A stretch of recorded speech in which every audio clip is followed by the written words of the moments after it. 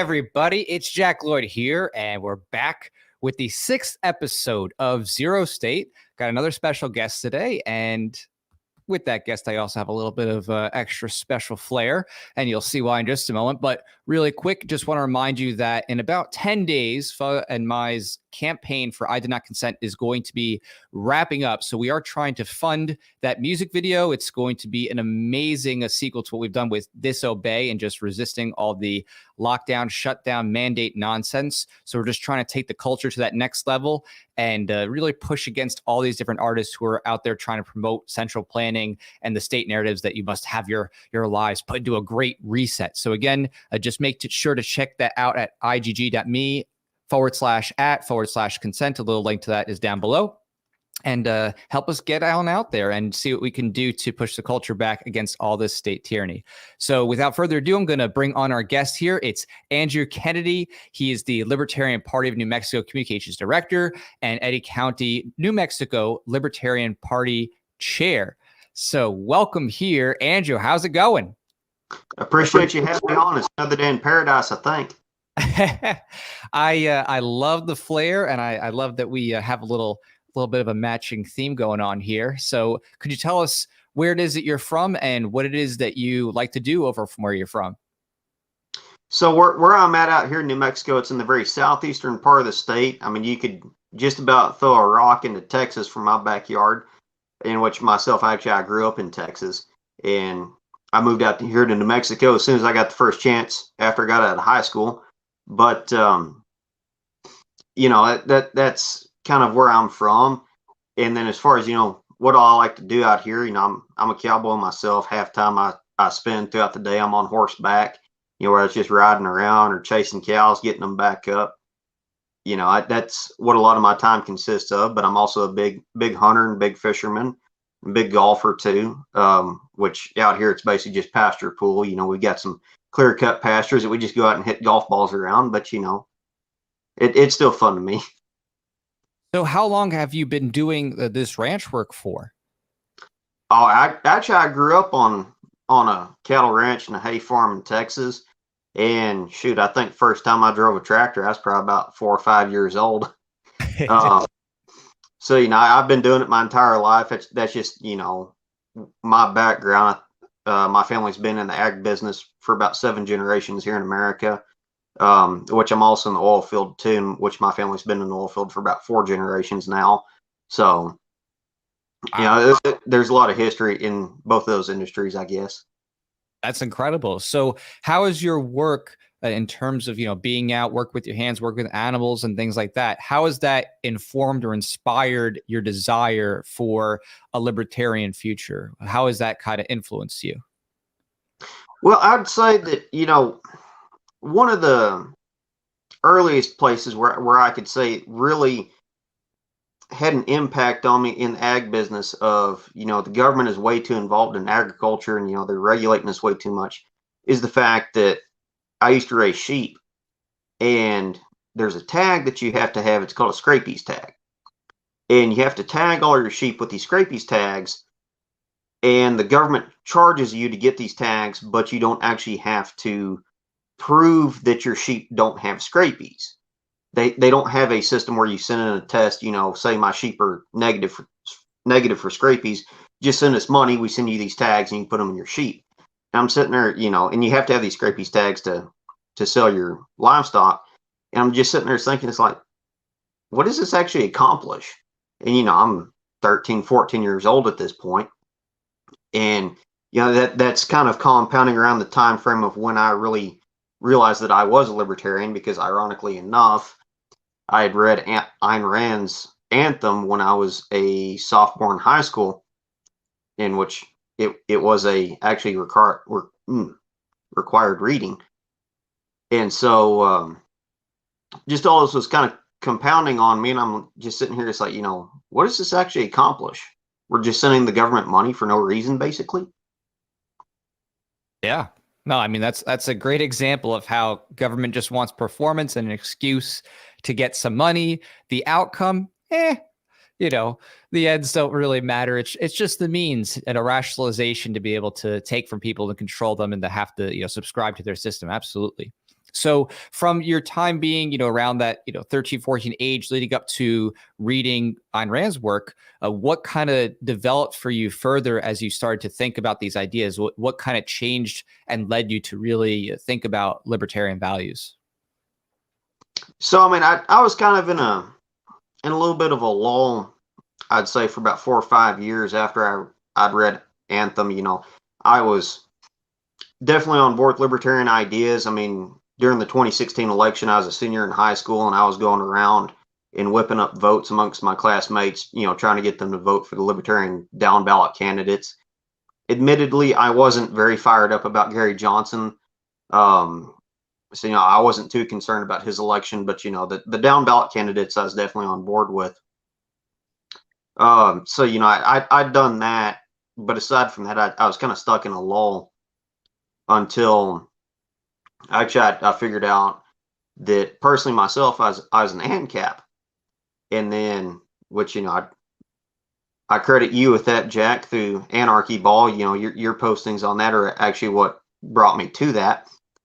And so I basically just went from being in this lull of, yeah, I'm a libertarian, I don't like big government, whatever you want to say there, to I don't like the state in general because I think it impedes on the free market. And then once I got into that realm, then, I went and I read some of Rothbard, I read some of Ludwig von Mises, and a little bit of Hans Hermann Hoppe and a few others, and kind of more created my own philosophy. I don't call myself a Rothbardian or a Hoppian or anything like that, because I don't think that completely modeling your philosophy after one specific person is a great idea. You should just pull the good ideas that you like and then create your own thing. So that's kind of where I'm at myself. But, I definitely fall within the ANCAP sphere, I guess. Awesome. Yeah. I mean, I agree there in terms of just thinking about philosophy. I myself don't just, subscribe to only one field of thought. I've looked at many of those people you just mentioned and pull from different things and try to think about what could be clarified better and so forth. I mean, I completely agree. It's something that, as people who are libertarians or ANCAPs and things like that, they think about what it is that makes sense and how they can constantly refine their ideas to become more principled. Absolutely. So you definitely have a lot on your plate in terms of the things that you've gotten involved with. I mean, I can see here you've been a Libertarian Party New Mexico communications director, Eddy County, New Mexico Libertarian Party chair. You got involved with the Radical Caucus. Could you just elaborate more on all the different ways that you have engaged the world with your activism? Right. So actually myself, I consider myself more of a politician within the movement. I know a lot of us hate using that term, but that's a lot more of where my personality is aligned, of going out and engaging with the voters and saying, hey, these are what our ideas are. These are how they can improve your lives. And so, first and foremost, I don't really consider myself one of the activists for the party personally. But as he said, I'm the communications director for LPNM. I'm the Eddy County chair, in which that's just by necessity. Our previous county affiliate went defunct, and I got it kicked back off of the ground last year and got it going again, which I'm very happy that we did that, because our new county affiliate actually has a 100% candidate win rate. So I'm very happy about that. And then I'm elected to the Central Valley Soil and Water Conservation Board, and I'm running for New Mexico State House out here this year. So, wow, I mean, that's just a full plate right there. So, with all this work that you're doing, where do you see yourself most passionate about in terms of your messaging? Like, where do you really reach out to people in New Mexico and relate with them on issues that affect them in terms of, government malfeasance or mismanagement and things like that? So where I try to really reach out to voters around here is just trying to get as rid of many taxes as we possibly can. Because yes, our income tax is fairly low, our property taxes are fairly low, and our sales taxes are fairly low compared to most of the nation, but we have all three of them. And you add them all up, it ends up being a fairly high tax burden. So, if we can go after as many taxes as we possibly can and free those up for people's spending budgets, why not? I mean, one thing that I have on my plate next month is actually I'm going to go and try to repeal the property taxes from the Soil and Water Conservation Board next month. So that's something I've got on my plate that I'm trying to do. And then, I'm advocating for other tax repeals, I guess I should say, across the state if I get in the state house. So. Right, and I agree that's the core, right? The government funding mechanism is at the root of everything that empowers the government to do what it does when it comes to controlling your life. So that is very important. When it comes to the soil and water conservation, what does that role typically entail? Like, what type of actions would the people there be taking that you'd be trying to cut down their funding for? So the Soil and Water Conservation Board, it gets funded by two different means. They get a very small stipend off of the county property taxes, and then they also get a bunch of money dumped in their lap from the U.S. Department of Agriculture. Now, I can't do anything about the Department of Agriculture just throwing money into our lap. I can't just say, go give that back to the federal income taxpayers. I wish I could. But, so that money, yes, we should take that and put it into actually beneficial programs, whether that's grasslands improvement, removing salt cedars off of the rivers out here, and reducing invasive species and whatnot. We can take that money and do some good with it. Like I said, I'd prefer that we just be able to say, give that money back to the taxpayers, but we can't do that. However, off the property taxes, we can sit here and say, hey, we need to get rid of these property taxes. These are too high. That money should be staying in the constituents' pockets. Gotcha. So when it comes to the money that's given by the Department of Agriculture, is there any way that money could possibly be given to people in your district directly in terms of a type of direct refund? Does your board have the ability to cut checks that way? The closest thing that the board currently has to doing something like that is the agriculture grant program. So, if you come to the Soil and Water Conservation Board and you say, hey, I think I can improve my land this way, or I can improve my water wells, whatever, and give an actual explanation of, why this would help you, the Soil and Water Conservation Board can cut a check for that. Now, where this can go wrong is the predecessor in my current office that I'm in, he was just giving these grants for these projects to his friends and his buddies. So it can go off into the weeds of cronyism very easily. So that does have to be kept in mind. I wish that, we could just go out there and basically shoot a money cannon into the constituents and say, here's your money back. But we can't really get away with that, I don't think. I'm just trying to think of different ways that it could be done. Like, is if you could have like a fundraiser event, except the fundraiser is like a raffle or something like that. And like people in your community could actually like somehow get a raffle of like, a prize that you guys buy as a group or something like that. And you keep doing that to help, kind of refund people some way. I always like thinking of things. I mean, that might be something to be entertained for sure. I mean, I would think that getting rid of these property taxes would be the first priority, and then figuring out how to give the money back would be the secondary one. Because, I mean, shoot, we've got over $300,000 sitting in the bank account right now for the board. So there's a lot of money just sitting around not being used for anything. So. Right. So are there any issues outside of that specific board that you're especially focused on in running for the governorship? Is there something of that nature that's, really affecting people, besides the taxation element that you're really trying to push out in your messaging? Right. So a lot of what I'm focusing on my state house run is, aside from the taxes, our current state house has been advocating for a lot of ridiculous gun laws. One of the ones that they're pushing for right now, which we have a state legislature meeting going on at the moment, they're pushing for a bill that would require everybody that owns a firearm in New Mexico to have a safe and keep their guns in their safe, which we all know that's going to go horribly wrong if somebody breaks into your house and you need to defend yourself. Right. That's not going to be good. No. So there's that. They're also advocating for a lot of legislative action that would adversely affect the oil field which, we have the 49th worst economy in the U.S. The oil field is one of the very few things that keeps us propped up as far as the economy out here, and even funding for a lot of these things that the statists want. So even the statists are going out here, they're shooting themselves in the foot just to spite their own face, basically, because they're going to cut off their own funding through all these taxes and whatnot that they get from the oil field. So, going after a lot of these anti-petroleum bills that they're pushing through right now is another part of my platform, which, where I'm at. Basically, our entire economy is nothing but the oil field. So, wow. So, when it comes to the gun rights issues, what have you done personally in terms of outreach and getting people informed on why it's important to have the right to bear arms respected?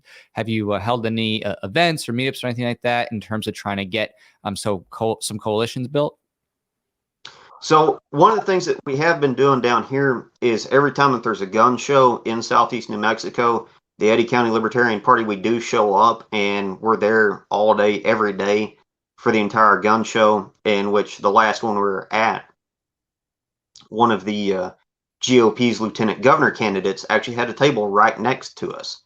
And the entire time when people would come up to him and talk to him about gun rights, I'd be just sitting there and, going over the fact that the Republican Party has done absolutely nothing to support gun owners, and that's why you should come over to the Libertarian Party and support us instead. So, we've been doing what we can around here. I don't know if we've been able to do a whole bunch of outreach on that or not, but, I know that we have gotten some support there. So, what's been the response like, especially with those, who are, pretty big gun enthusiasts willing enough to go to a gun show? What's been the response to your messaging tactics there when you tabled? So generally what happens when I first show up to a gun show and I set up a table and, say we're the Libertarian Party, we're here and we're here to support your gun rights. Generally the first response that happens is people in the room will go, "Oh, you're Libertarian. Gary Johnson said some stupid stuff about Benghazi," which actually the last time, said stupid stuff about Aleppo. My bad. The last time that I was at a gun show, they actually called it Benghazi. That's why I was going off on that aside. And so I'm just sitting there. It's like, letting them go through their entire thing. And then when they get done, I'm like, yeah, the discussion was about Aleppo, not Benghazi. So you might want to do your homework there before you go out and try to attack us on that.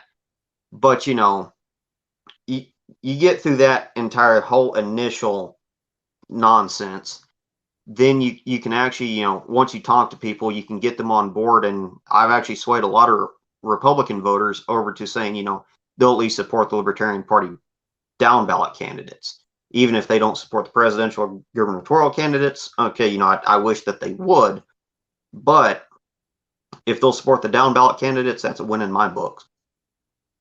Gotcha. So on your personal journey and getting into, more libertarian politicking or activism, if you want to say, what was it that turned you really into a full-fledged small L libertarian and ANCAP? What was the concept of the issue that was holding you back that really thrusted you toward that end? I don't necessarily know if there's one specific issue that I had to get over to make it to that end, because I was kind of already set up for that idea. I mean, shoot, when I was a little kid, my parents, they were big Reaganites, and they explained to me that Republicans want less taxes and Democrats want more taxes. And I'm sitting there, 8, 9 years old, sitting there thinking, why do you want any taxes? Like, that's just the government stealing from you. Like, well, why do you want that? But, so I was kind of predisposed to it.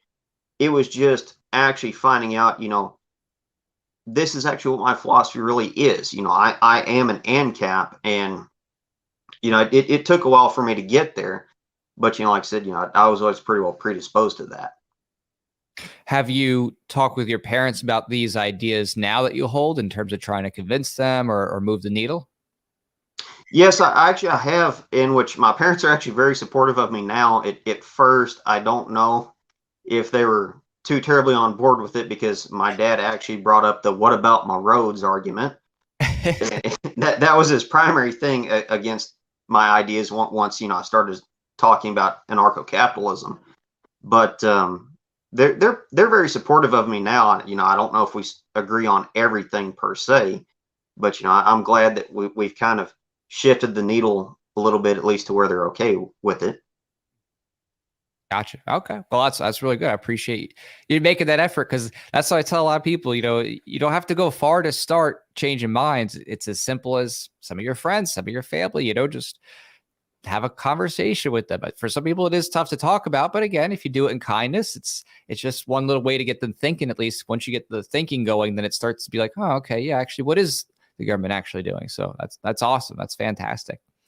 So when it comes to your favorite, I would say, creative works, or your favorite types of liberty activism that you personally enjoy, what would you say are your top three type of outputs, outlets, or creators that you see in the liberty world that you really enjoy? That's a really good question. A lot of what you do, Jack, I really enjoy myself, and what Right. I get that, but you're the one who really brought me in and let me know that I'm an ANCAP for sure. But aside from a lot of what Spike Cohen does, I really enjoy. I really like a lot of his activism. Shoot, when he was running for vice president in 2020, I drove all the way up to Albuquerque, which that's about a 5.5 hour drive each way from here, just to go see him speak. He does a lot of good work, and then Eric July, I like a lot of what he does. And then picking a third, that's kind of hard. Are there any gun tubers who are liberty oriented that you might like, or someone who hosts a certain type of event, podcast? Not entirely sure. I guess, as far as gun rights go and everything, the Firearms Policy Coalition, the Gun Owners of America, they do a lot of good work. Yep. So, I guess I could throw them in the third spot tied. So, yeah, no, that's perfect. That's awesome. When it comes to what you would recommend to somebody else, let's just say someone is trying to get into the sphere or the space for the first time, is there an article or a book that, if you had to give someone one thing just to start, that you would recommend that article or book to start? Yeah, there's actually two books that I always throw at people when they first talk about they might be interested in libertarian ideas. That's Anthem by Ayn Rand and Anatomy of the State by Murray Rothbard. They're both very short, sweet, to the point, but they get our ideas across very quickly. And so that's generally where I direct people first off, and then I have more in-depth books that I'll push people towards, but those are the ones that I go for first. Did you ever consider yourself a Randian or objectivist in the past? Given that that was one of your first books for libertarian ideas. So I've considered myself an objectivist in the past, but where I do disagree with Ayn on a few things. And so if you want my personal philosophy, is I consider myself an anarchist objectivist, because I don't think that the state is necessary. Ayn did advocate for the state still being here. I don't agree with that. And then another thing that I don't necessarily agree with Ayn on is she was very opposed to hedonism, except she lived a life that basically was modeled after hedonism. If you really looked into everything that she got up to. And so it's like, why attack the people who are doing basically the exact same thing that you are? So that's why I don't consider myself an objectivist outright. That's kind of why I more prefer the moniker of an objectivist anarchist myself. Okay. Is there a particular thinker who you would say, even if you don't align with them, 100%, that you find yourself most closely aligning with, or most often, citing to? I mean, a lot of the things that I often reference when it comes to libertarian philosophy is a lot of Ayn Rand and a lot of Murray Rothbard's early writings. I don't necessarily agree with a lot of his later writings per se, but those would be the two that I typically gravitate towards the most. And what was it about Ayn Rand's writings that really stuck and struck a chord with you? What was her framing or wording or, specific point that really, stuck with you throughout your life? For me, what really stuck was when you read Anthem, which it's actually kind of ironic because my high school teacher that assigned the reading for Anthem to us, she took the route that Anthem was about the romantics or the love between the two main characters. And when I was sitting there, I was reading it, it's like the entire point of the book was all about I is the most important word in the English language. If you want to sum up that entire book in one sentence, that's what it is. The individual over everything. And when I read that, that really stuck with me. And that's kind of what made me go look up what Ayn Rand was about. That's what made me go look up what other libertarians were all about. So, gotcha. And in the process of doing this research and looking things up, what would you say became your radical views going forward? Where did you really start to distinguish yourself? That's another really good question. I mean, it took a while, but so when I first read Anthem, that would have been about 2012, 2013. And then from there to when I really became a radical libertarian, that didn't happen until probably 2016, 2017, somewhere in there. And there was just a lot of things that really built up. And that shift, I can't really attribute it to any specific thinker or philosopher. It was more of just me watching what was going on around me in my local areas, whether you're talking about police abuse, gun rights infringements, absurd and excessive taxes. There's a whole laundry list of things that kind of I would consider shifted me over to that radical libertarian mindset. Gotcha. So what has been your most favorite event that you've attended since getting really active and out there? Well, I really love going to gun shows. It's a libertarian and showing up and tabling and saying, this is what we're all about. If I had to pick one thing, that's what I'd say my favorite is. Because at first, when you walk in, you'll get called a libertarian, and that's pretty funny. But, after you talk to people and you espouse your ideas, and they're like, oh, shoot, we agree on a lot of things. You should be able to own whatever gun you want. You should be able to protect yourself and your family. So, I really like that aspect of it, of going out and people that at first wouldn't necessarily be open to our ideas, winning them over and changing hearts and minds. So I would say that gun shows in general are just my favorite events to go to. I mean, I have to agree with you there in the sense of those are often the people who I find relatively easy to talk to about these types of issues, because there's a lot of gun rights absolutists and they already understand the idea of, okay, you should have the right to defend yourselves. No one has the higher, claim to your body to do that. It's more important for you to be able to protect your loved ones, protect your property, things like that, than to be like, oh, I gotta, wait for the government to save me. They understand the value of having defense. And so to me, I've always found that those who are kind of already in that zone can be a little bit easier to move the needle on and say, hey, you already get this idea that you should have the highest right to your body to defend yourself, and that nobody should have a higher claim to be able to say, oh, this is what you need to defend yourself with. You're like, duh, of course. It doesn't matter if the guns are dangerous or there could be an accident or whatever. You understand you're responsible for behavior. And even if they're dangerous, it doesn't matter as long as you're using them responsibly and, not destroying other people's property, not kill anybody, who's, innocent or something like that. Of course you should be able to have it. So if you could wrap your mind around that difficult thing in the face of such great adversity and all kinds of sophistry of people trying to say, oh, you just want to kill children and, you're just some type of small, PP person, kind of just nonsensical statements. If you could face that adversity, I think it's a little bit easier to move into other things. Be now apply that to other things, right? You think about food. Does the government have the right to tell you can't have raw milk? Does the government have the right to tell you what plant you can have at your house, and so on and so forth. So I personally have found that doing that type of outreach to that community is a little bit easier than maybe some others. Would you say the same? Yeah, I definitely agree. I mean, the gun owners are probably the easiest outreach community.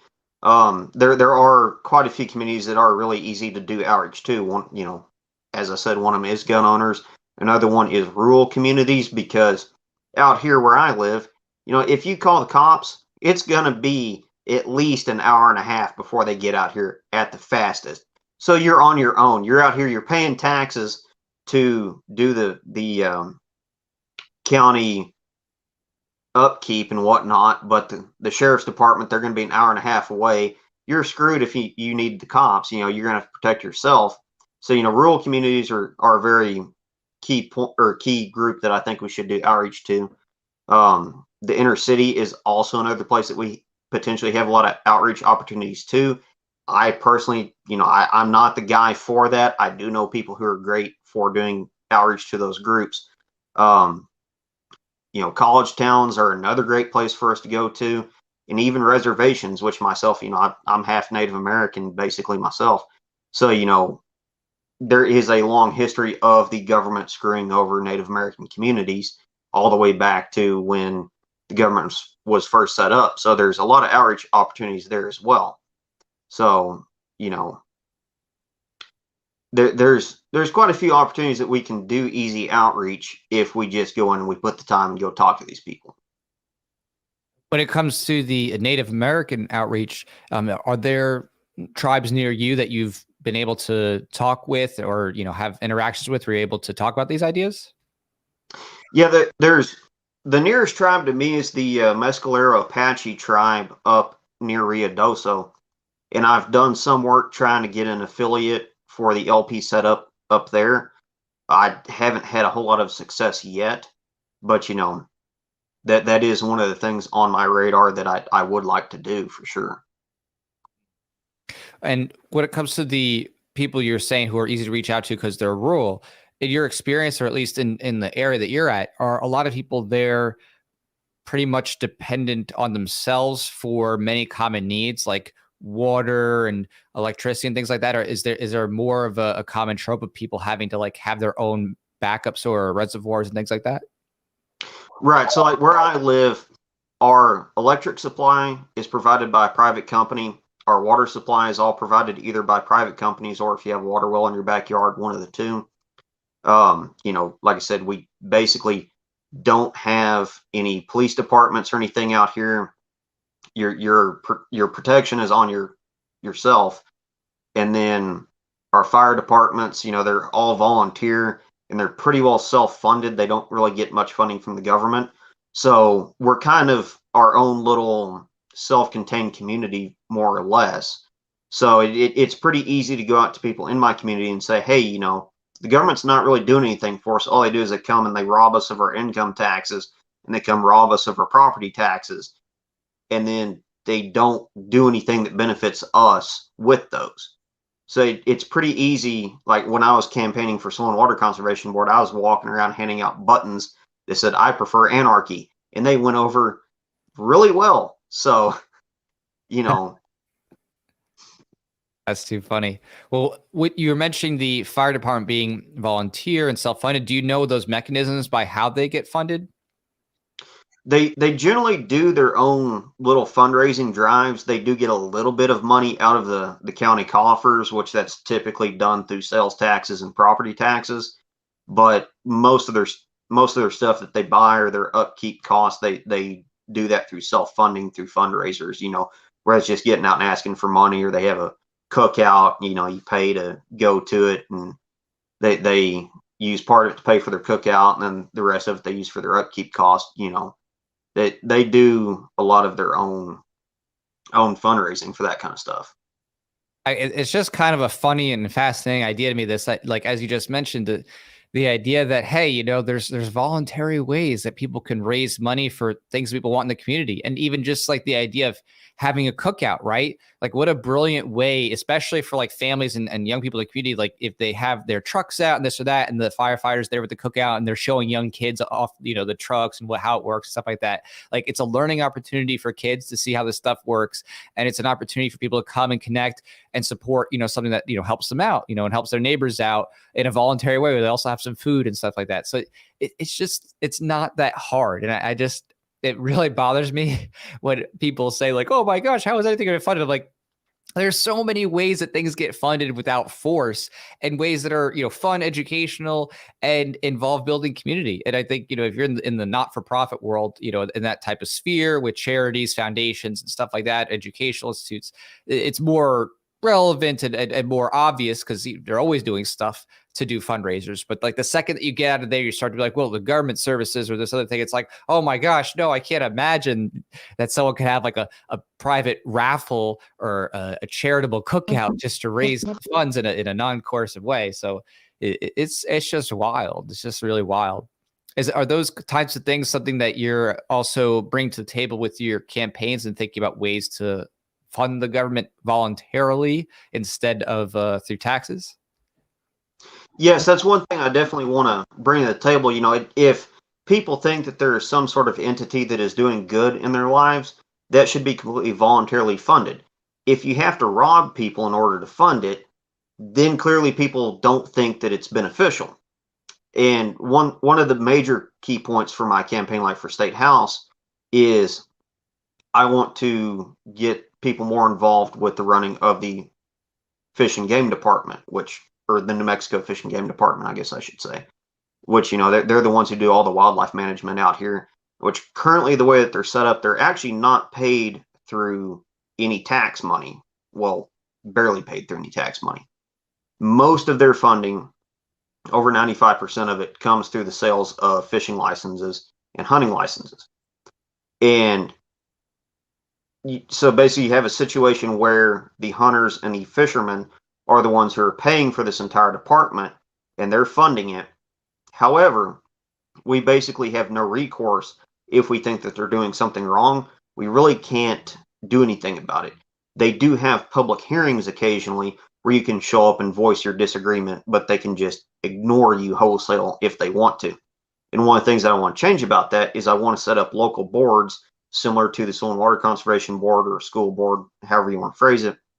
Set something up to where there's basically like a local conservation board that oversees every single fish and game department regional office.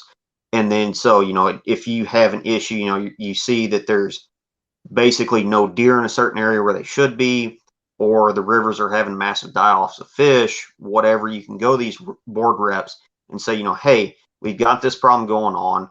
Y'all are supposed to be fixing this issue. And then they can bring it up during their next meeting and actually get the Fish and Game Department to actually do what they claim that they're supposed to do. And in this realm, is privatization something as well that you're preaching or thinking about when you're framing this type of thing?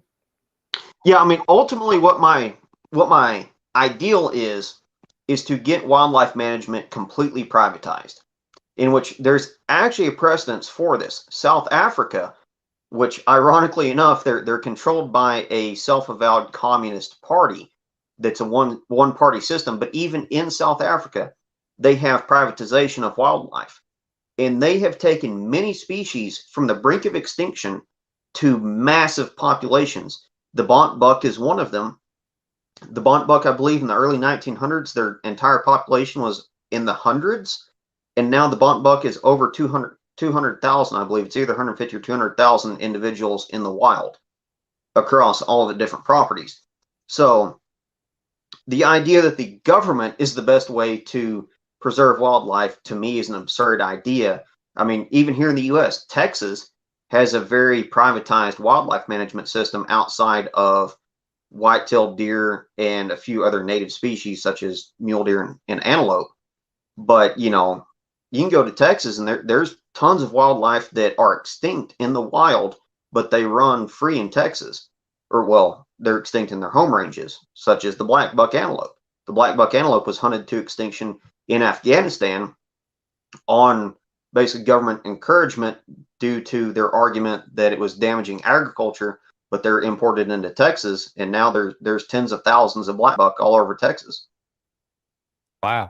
I mean, that's just a great example of how people miss out what the incentives are when it comes to privatization and being able to do conservation efforts. I know you said before that you yourself are a hunter. So how does the intersection of hunting, conservation, and your libertarian values kind of meld together in terms of what you tell and teach others about how that actually works in practice? I mean, when I go out and I do activism for conservation, I just talk about the fact that the free market provides an incentive for people to actually protect wildlife, whereas the government has no incentive to do it whatsoever. If the government has a bunch of deer that get killed, or whether it's a fire or it's a disease or whatever, it's not really any big skin off their back. If they have to, they can go ask for more tax funding for their paychecks. Whereas if you have somebody who owns that wildlife and that is where their income comes from, they have a very definite incentive that they need to protect that wildlife. So, that's just kind of where I come from that argument. I mean, another example I can throw out, there's a guy in southern Texas. He actually has a herd of Rocky Mountain Bighorn sheep that were crossbred with Mouflon sheep, which, very briefly, Mouflon sheep are basically the original wild sheep breed that was first domesticated into what we now know as domestic sheep. Anyways, he has this herd of sheep that back in the 60s, there's a Mouflon sheep herd that crossbred with a wild Rocky Mountain Bighorn sheep herd in Colorado, and the Colorado Fish and Game Department wanted to actually come in and kill all of these crossbred sheep that were a result of this. And he went up there and he bought them and he brought them down, and now he has a whole herd of Rocky Mountain Bighorn sheep that he completely privately owns them, and he can breed them and have complete control over them. And he's actually done quite a bit of expansion with it, because he also now has some herds that there's Uriel sheep and a few other breeds that are fairly rare, but because of his private ownership, he's been able to actually preserve a lot of these herds. And in the future, if the governments keep screwing up their management of these wildlife herds, a lot of these private landowners that have these sheep, they might be our last resource to actually continue these species into the future. Right. I mean, it really is just amazing how much is missed when people don't think about the fact that when you have an incentive to actually breed animals for the purpose of, whatever it is, it might just be eggs or wool or meat or whatever, or even just, seeing them, studying them, petting them, whatever it is, you have people who actually want to take care of these creatures. And so privatization allows people to have hatcheries and dependent animals and to bring out all different types of creatures from near the brink of extinction because they have an incentive to protect them and help foster their breeding. And, governments do this as well. Like I think the Chinese government and the panda, but the reason why that couldn't be done elsewhere, otherwise is just silly, because anybody could do that who has the interest and resources and means to do it. It's, it's not that crazy, and people do it. So I think it's just a matter of showing people the way and giving them examples of how there's, conservation efforts in breeding, and also even, I think, in hunting, right? Is this something that you have ever engaged in yourself, or know people do, trophy hunting, things like that for conservation? Yeah, I mean, I definitely myself, I guess I would fall under the category of trophy hunter, in which actually, I don't know if you can see in the background, there's actually one of my pieces of taxidermy hanging above my head right now. But that money that goes to trophy hunting feeds the system of privatization of wildlife. Whether you're talking about just, various species of bighorn sheep, deer, whatever, even if you talk about the exotic species such as which I mentioned in Africa and whatnot, that money does go forward to protecting the future of all these different species. There is a sustainable use argument that we need to definitely go with. Of, you don't need to just go out there and wholesale just shoot every animal that you possibly can. Like, you don't need to do that. But if you're spending money and that money is going forward to, whether that's habitat conservation, breeding cost, whatever, that will all protect these species in the future. So trophy hunting is not something that is a negative in any way. Absolutely. Yeah. It's one of those things that a lot of, animal activists and stuff like that try to like denounce, like, oh no, they're, you're killing animals. Like, yeah, except it literally just funded the conservation for bringing the species out of extinction. And like, 100 more of those animals now are able to be bred because they have the resources from that, on the private reserve. So it's just a huge experiment in thinking through the possibilities and taking it to its logical conclusion that when you let people have the opportunity, that's allow the government or make the government not interfere with it, have the opportunity to actually be able to develop these things, that you're going to create all different types of ways that people can get value and benefit from hunting, from petting animals and breeding them, and then of course allowing people to use those resources as more and more of those animals are bred. So absolutely. And right. Yeah. And one of the things like with hunting in general, it doesn't necessarily have to come down to the point of where the hunter actually kills the animal, because one of the things that's very popular, I should say, with endangered species are what are called green hunts. And what green hunts are is basically the hunter, quote unquote, they just have a tranquilizer gun and they go out there, whether it's an elephant or a rhino or whatever the endangered animal is, they go out there and they just tranquilize it. And then, biologists or veterinarians, they can go out there and they can do more studies on it, or they can treat the animal if it has an illness or whatever.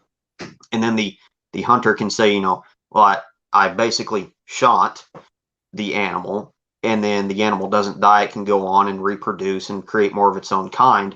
And then it also allows for the veterinarians to treat it for whatever illness it had, or the biologist to study it, whatever they needed to find out. So the idea that trophy hunting always just kills off species is absolutely absurd.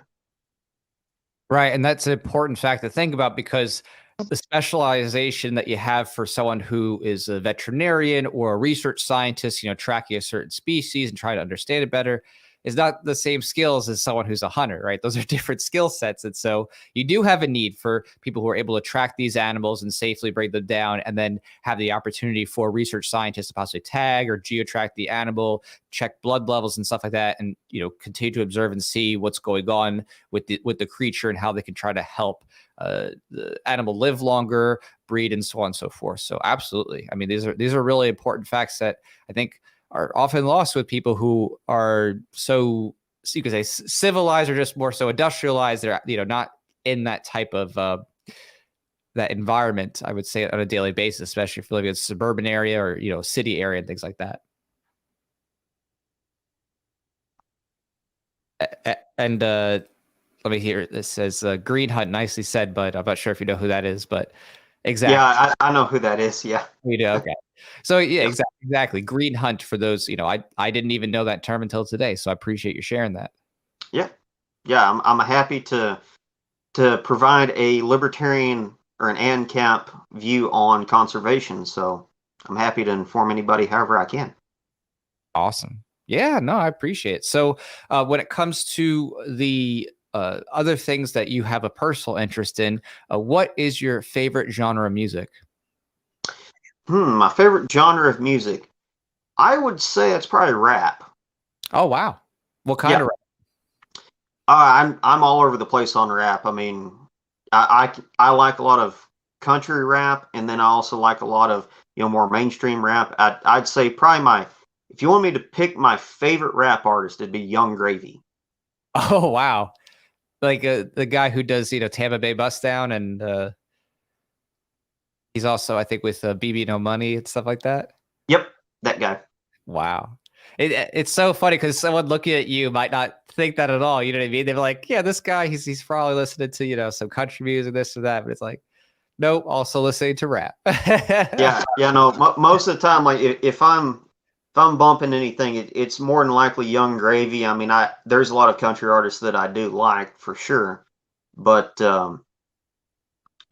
I generally tend to lean the rap a lot more. That's I can just imagine you now, like you're out, on the ranch on the horse, and all of a sudden you got like a little JBL speaker behind you. You got like rap as you're going around. I do have some wireless speakers set up out in the horse pens, and I do bump just basically just whatever rap mix comes up on Spotify every day when I'm out there riding. So that's wonderful. What's the most danger you've ever been in while out there working and riding? What's the most scary situation you've been in? There's a lot of them. Yeah, I mean, I've been drugged by horses, getting caught up in the stirrups underneath the saddle, getting drugged and stomped on. I've had them rear up on me when I got off and paw me down and kick me. Shoot, trying to pick one specific situation. Probably the scariest. I was on a horse one time. I almost got gored by a bull, and fortunately, me and the horse were able to get out of the way. But that's probably one of the scariest ones. That wouldn't ended good if that had happened. So, yeah, sounds like it. And then with the ambulance, like it would have taken an hour anyway, so it would have been over. Yeah. I mean, if that had happened, I mean, out here you're on your own, because where we're at, probably taking an ambulance about 3.5, 4 hours to get to us. If it wasn't an air ambulance. So, yeah. That's too funny. And that kind of just reminds you sometimes of the leftist liberal commentary or criticism that happens to libertarians. They say, oh, you libertarians claim to be so independent, but you rely on the government, this, that. It's like, and then, there's you actually out in the wilderness and like, yeah, actually, no, we're out here on our own. Yeah, basically, like if you need the government to come help you, you're going to be screwed one way or another, whether you're calling the cops or you're calling an ambulance or whatever. You're on your own. If you can't figure out your own problems, you're in trouble. All right, I got one question here from the audience real quick. It says, please ask why his hat is bigger every time we see him. You have an ever-expanding hat collection? Yeah, basically. I mean, I have my own custom hats made because I want them as big as possible. So,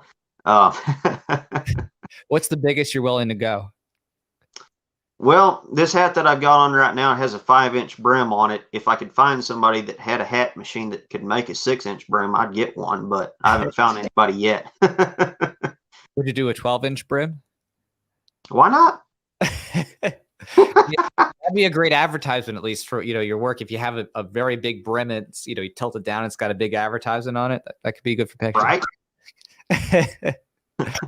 So where can people connect with you, hear from you, see what kind of work you're doing? What do you have a website or a best Facebook page? Where can people connect? So we're working on getting a website set up for the State House campaign. I do have a Facebook page already set up for the State House campaign. It's just under Andrew Kennedy. That's pretty easy to find. Also, I mean, if people want to reach out to me directly, my campaign phone number is 575-616-5686. And I pretty much answer that 24 hours a day. Not always, but if I have cell service, I'll generally answer it anytime somebody wants to text or call me. So those are just the main ways to reach out to me. And if people follow the Facebook page, once we get the website set up, we'll have that out there on the page as well. So sounds fun. And where are we going to see you next? Where's your next physical appearance going to be? Well, the next physical appearance that's for sure is going to be at the New Mexico Libertarian Party State Convention. That'll be the next one. I hope that I can possibly make it to the Florida convention as well. The national convention, I should be there as well. And there may be some stuff in April, but I'm not exactly sure where yet. I was trying to figure out if I might be at the Oklahoma convention or not. So I'll be around, that's for sure. Which I'll be around here for quite a while. So awesome. Well, thank you so much, Andrew. Really appreciate you coming on, sharing your knowledge and expertise. I really enjoyed hearing about your history on the ranch and your gravitation toward the principles of liberty. And then, of course, just getting active out there and just sharing your ideas and explaining, of course, the conservation aspect of libertarianism and the idea of, incentives and people wanting to help foster a next generation for creatures to have a sustainable future. So that's really cool. So thank you so much. I really appreciate you coming on. Yes, sir. Glad you had me on. My pleasure. All right. And for my next interview, just to let you know, everybody, it will probably be on Wednesday of next week. Tentatively, it should be Ryan Griggs at 1 p.m. So actually I do have that booked in advance. All right. So I'll catch you all then. And I'm excited to talk to you again, Andrew, in the future. See you later, everybody. ZeroState with Jack Lloyd, where philosophy